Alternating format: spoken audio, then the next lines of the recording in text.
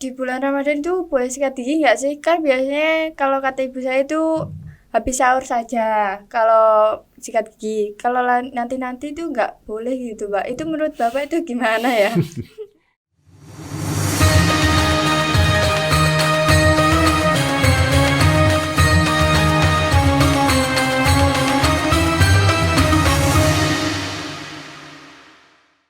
Assalamualaikum warahmatullahi wabarakatuh. Hai Sobat setia BN Focus, selamat datang kembali di acara kami. Saya Tessa Ayu Regina dan teman saya. Kalau Ela Kusuma, Pada episode kali ini kami akan membahas topik yang menarik dan insya Allah bermanfaat bagi kita semua. Nah, jadi pada episode kali ini kita akan membahas tentang apa sih bulan suci Ramadan itu. Dan kali ini kita sudah bersama dengan Pak Yusuf Akfas sebagai narasumber kita. Selamat datang Bapak. Selamat datang. Beliau adalah salah satu guru agama di SMK Bakti Mulia Pari. langsung saja ke inti pembahasan kita kali ini ya Bapak. Mungkin saya akan mengawali pertanyaan pertama kepada Bapak Yusuf terlebih dahulu. Pertanyaan pertama, seistimewa apa sih bulan Ramadan itu bagi umat muslim kayak kita ini Pak? Kalau bagi umat muslim, terutama orang Islam itu ya, memang puasa itu yang hanya diwajibkan hanya orang muslim. Kalau berbicara tentang puasa, kalau yang terdapat di dalam ayat-ayat yang telah termaktub dalam Al-Quran itu memang bulan puasa itu diturunkan Al-Quran pada bulan Ramadan. Dan juga Allah telah menurunkan Al-Quran itu pada malam Lailatul Qadar, itu keutamaannya. Ini berarti bahwa bulan Ramadan terdapat malam Lailatul Qadar untuk diturunkannya Al-Quran itu ya. Silih berganti turun seizinnya Tuhan, kedamaian dan terasa hingga terbitnya fajar itu yang dirasakan. Dan di sisi lain rangkaian ayat puasa Ramadan disiapkan ayat mengandung pesan tentang dekatnya, pendekatan seorang hamba kepada Tuhannya. Itu keistimewaannya. Dan Allah akan mengabulkan semua doa-doanya hamba pada malam itu. Dan juga banyak hadis yang menerangkan tentang keistimewaannya, terutama keutamaannya itu ya. Ini berkaitan dengan malam-malam di bulan Ramadan, itu adalah malam yang banyak diberkahinya. Seperti yang termaktub dalam hadis Rasulullah, "Idza jaa Ramadhan futihat abwaaba al-jannata wa ghuluqtu abwaabun nari wasofadat." Jadi apabila datang bulan Ramadan itu ya, maka Allah membuka pintu-pintu surga. Ya, dan ditutupnya pintu neraka. Itu bagi umat Islam seperti itu.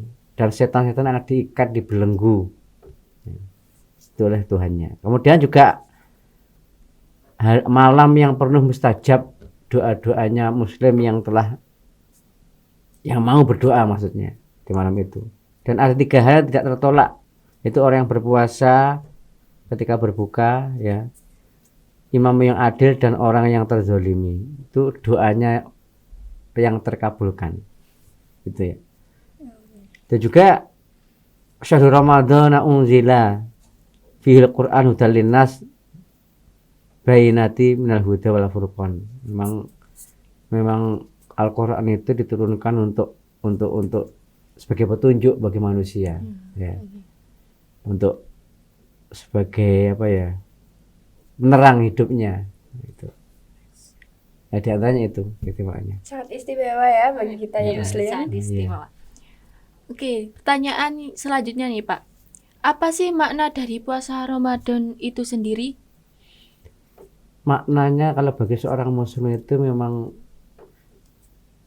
sebagai perisai diri ya. Perisai diri dari sifat-sifat yang mungkin nafsu yang selalu biasanya itu mengumbar nafsu. Kemudian dengan puasa dia itu bisa menahan nafsunya, melatih sabar, terus melatih menjadi orang yang fakir. Karena kita puasa itu bagikan orang yang fakir, orang miskin yang nggak punya apa-apa, yang kelaparan. Itu juga itu kita melatih. Makanya di situ ada zakat fitrah itu ya. Itu sebagai perwujudan bahwa kita itu sebagai amal, sebagai zakat, sebagai pembersih, penyempurna puasanya. Kalau nggak ada zakatnya itu berarti puasanya itu baina sama wal ardi, akan tertahan antara langit dan bumi. Dengan dizakatinya maka puasa itu sebagai penyempurna puasanya itu untuk diberikan zakatnya kepada orang fakir miskin. Itu banyak sekali makna yang bagi diri seorang muslim untuk berpuasa itu keistimewanya. Baik, pertanyaan selanjutnya ya Pak. Kalau di bulan Ramadan itu boleh sikat gigi nggak sih? Kan biasanya kalau kata ibu saya itu habis sahur saja kalau sikat gigi. Kalau nanti-nanti itu nggak boleh gitu Pak. Itu menurut Bapak itu gimana ya? Kalau memang masalah sikat gigi itu sebenarnya tidak membatalkan puasa, cuma hukum makruhnya. Karena yang disikat itu masih di luar batas luarnya, masih kalau dalam hukum fikih itu masih dihukumi luar, karena batasannya itu keluarnya makhraj huruf hijaiyah, huruf H itu ya, itu batasannya masih luar, jadi tidak membatalkan puasa. Walaupun dia itu di sore hari atau di siang hari itu tidak apa-apa, asalkan tidak menelan air gitu ya, bisa menahannya. Itu. Kalau menelan odolnya itu gimana ya Pak? Iya. Nggak boleh. Ya, jadi sesuai dengan dasarnya wa makruhatu shamu salaso asra ayastaqlu ba'da zawal. Jadi hal yang makruh dalam puasa ada 13. Salah satunya bersiwak atau sikat gigi. Itu makruh hukumnya. Jadi ada dasarnya itu. Emang kamu menelan Pernah odolnya? SD. Nah, pertanyaan selanjutnya ini Pak ya. Kata orang-orang menangis itu membatalkan puasa. Emang benar ya Pak? Itu membatalkan puasa? Kalau menangisnya itu tidak membatalkan puasa. Karena keluarnya itu dari jalan yang bukan termasuk masuknya air. Lubangnya manusia kan ada hidung, ada bibir, ada telinga, ada kubur dan dubur. Itu yang membatalkan kalau masuknya sesuatu. Tapi kalau mata itu kalau hanya menangis tidak membatalkan. Tapi kalau airnya itu masuk hidung atau masuk bibir kemudian ditelan, lah itu yang membatalkan puasa. Itu ya. Itu. Emang yang mau nangis karena udah apa? Cowok. Baik, pertanyaan selanjutnya Pak. Nah, ya. Apakah syarat wajib puasa itu kan biasanya harus berakal, terus Islam itu paling wajib gitu Pak. Kalau berakal itu berarti nggak gila gitu Pak. Akal itu berakal berarti akalnya sehat, tidak hilang akalnya. Kalau semaput Pak berarti hilang akalnya, batal puasanya. Ayanan di siang hari pas puasa itu batal karena hilang akalnya. Ya. Minum atau mengkonsumsi pil koplo, nah, itu hilang akalnya. Mengkonsumsi saja itu sudah membatalkan puasa. Jadi itu pokoknya intinya harus akalnya sehat, mumayyiz berarti sudah balik.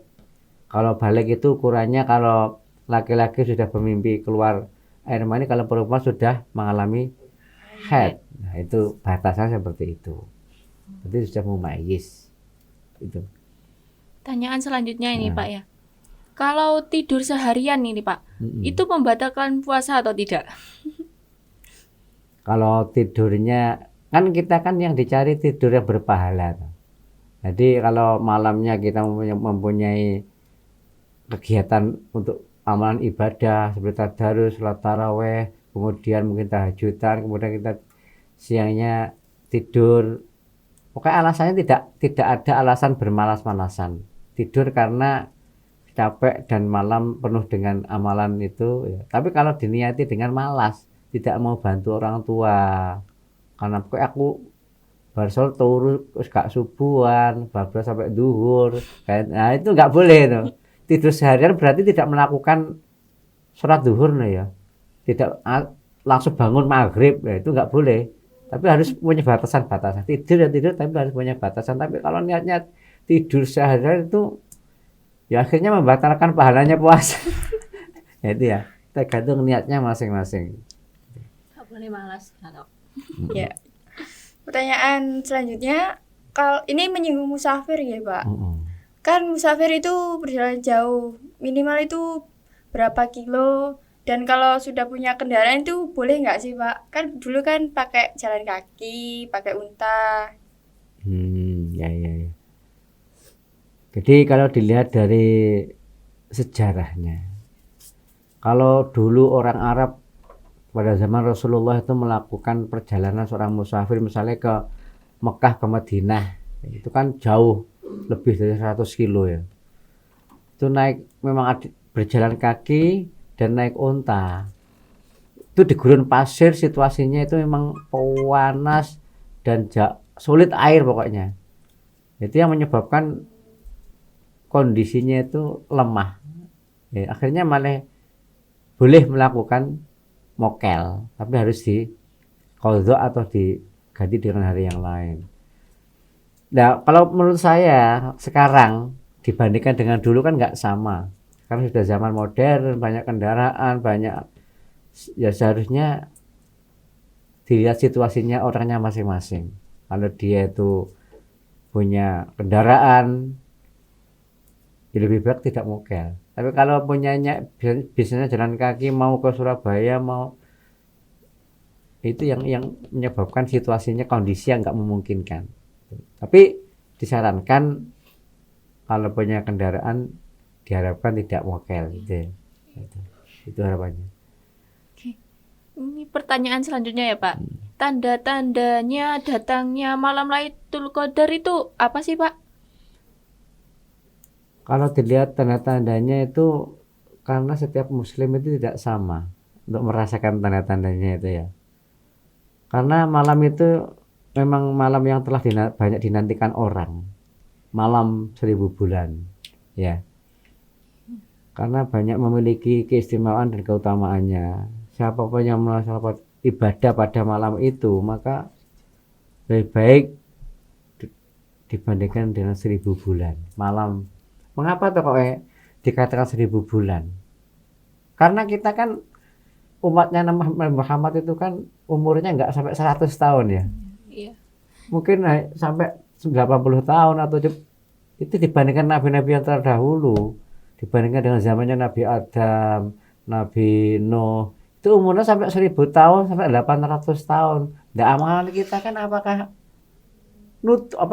bisa membandingi seperti umat Nabi yang dahulu. Nah, makanya Allah itu memberikan keistimewaan pada malam Lailatul Qadar itu untuk barang siapa yang menghidupkan malam Lailatul Qadar ibadahnya seperti 1000 bulan. Inna anzalnahu fi Lailatul Qadar itu. Ma adraka ma Lailatul Qadar qad khairum min alfi syahr tanazzalul malaikatu waruhu fiha ila akhirih. Jadi pada malam itu hamba Allah umat Muhammad yang mau menghidupkan malam-malam itu pahalanya seperti 1000 bulan membanding melebihi nabi-nabi yang dahulu seperti itu. Itu makanya kita umat Muhammad itu umat yang paling istimewa. Tapi bisa enggak kita tuh mempergunakan keistimewaan kita sebagai umat beliau gitu loh. Banyak orang yang enggak tahu. Makanya itu.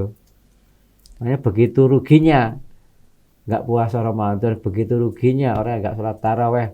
Banyak orang yang rugi enggak mau menghidupkan malam Lailatul Qadar sejak awal Ramadan seharusnya. Enggak kok main akhir tok. Jadi sejak awal 1 Ramadan itu mulai menghidupkan malam-malam itulah untuk melaksanakan amal-amal ibadah. Itu ya. Ada amalan atau doa saat malam Lailatul Qadar itu ada nggak sih Pak? Oh ada, dalam hadis itu telah ditetap oleh Nabi itu untuk selalu berdoa. Doanya bagaimana? Allahumma innaka afuwun karim tuhibbul afwa fa'fu anna ya karim birahmatika ya arhamar rahimin. Itu doanya. Disuruh memperbanyak doa itu pokoknya. Terus pokoknya meskipun dia sedang dimanapun malam itu ya mau tidur pun di hatinya selalu itu mengucapkan Allahumma innaka afuwun karim tuhibbul afwa fa'fu anni. Allahumma innaka afuwun karim tuhibbul afwa fa'fu anna ya karim. Seperti itu. Itu ya dianjurkan. Baik, pertanyaan terakhir ya Pak. Hmm. Apa sih istimewanya malam Lailatul Qadar itu? Istimewanya pada malam itu para malaikat itu turun untuk mendoakan umat Muhammad yang mau menghidupkan pada malam itu. Makanya kalau bulan-bulan terakhir, hari-hari terakhir itu malaikat itu menangis. Karena apa? Begitu bodohnya, begitu lemahnya umat Muhammad, kok gak bisa menghidupkan malam-malam Lailatul Qadar, pada Allah telah memberikan hidayah, rahmat, berkah pada malam hari itu. Dan malaikat pun mendoakan, kok dia nggak mau. Itu menyebabkan malaikat itu menangis, baka menangis. Nah, itu loh. Jadi kalau ya istimewanya itu nggak bisa dibicarakan, nggak bisa disebutkan, nggak bisa dibandingkan dengan apa-apapun. Bahkan kalau pahalanya diwujudkan sebesar Jabal Uhud emas, itu nggak ada bandingannya istimewanya.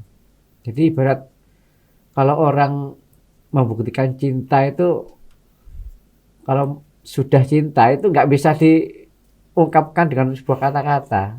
Oleh namanya saya sudah mencintaimu, saya sudah gila, itu nggak bisa diungkapkan. Ya, seperti itu. Seperti hamba dengan Tuhannya, kalau sudah mengalami kegilaan cinta kepada Allah, maka dia nggak akan bisa mengungkapkan dengan sebuah kata-kata. Yang bisa mengungkapkan hatinya sendiri. Nah, seperti itu. Ya. Ya, istimewa ya. Baik Pak, terima kasih atas waktu yang diluangkan untuk kami dan semoga apa yang disampaikan Bapak bisa memberikan manfaat bagi kita semua. Amin. Jadi kesimpulannya adalah di bulan Ramadan ini kita bisa mencari pahala sebanyak-banyaknya karena semua pahala akan dilipat gandakan oleh Allah Subhanahu wa taala. Dan semua link akan kami cantumkan di deskripsi di bawah ini. Dan jangan lupa follow dan subscribe channel kami supaya kami dapat bersemangat lagi dalam membuat konten-konten yang menarik. Akhir kata dari kami, wassalamualaikum warahmatullahi wabarakatuh. Waalaikumsalam warahmatullahi wabarakatuh.